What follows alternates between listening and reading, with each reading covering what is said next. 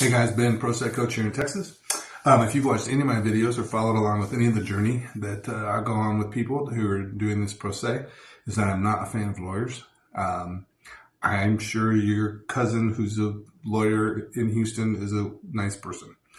The industry that they work in, however, is corrupt beyond measure. However, so that said, lots of people start off with lawyers. Everybody in your life, if you're going to go through a divorce or some sort of custody issue, everybody goes, well, you got to go get this kick-ass lawyer over here.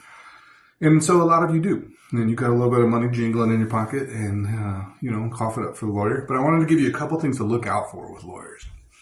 And these are kind of come to me, I do probably 5 consult calls a day.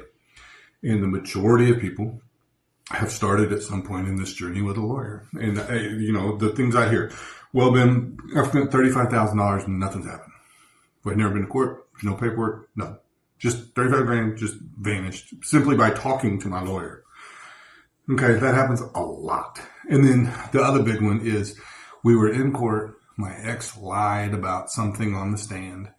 I had a text message proving it was a lie, and my attorney forgot about it and just moved on and let that lie just go. Happens all the time, because who knows your case better than you? Nobody. So, just a few red flags, I guess, that if you're going through this and you start seeing some of these things, it's time to jump. Whether you jump pro se or you jump to a different lawyer. Number one is non-responsive.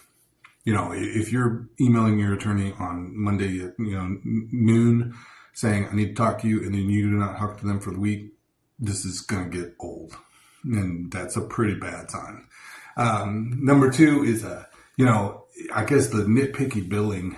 I mean, if every time that you are sending an email saying, could you please forward that document back to me, and they're billing you for it, you're going to get killed. And a lot of them do that. And of course, it says that they're allowed to in their agreement with you. The text messages or emails are billed in 15-minute increments. Okay, but, I charge for my time too. And there's no way if I nickel and dimed everybody to death over every time I thought about you or sent you a 3-word text message that I billed you 15 minutes of time, I'd be out of business in 5 seconds. And it's no different for lawyers.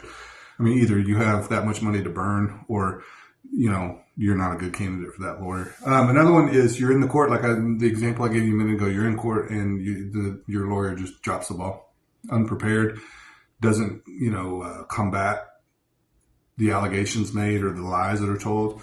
And just goes, anyway, I tried my best. Come. You'll do better on your own. Promise. You'll do better on your own.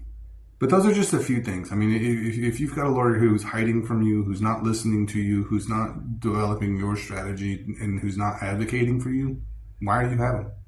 You're just throwing money at it. Do it yourself. Get smart. Educate yourself.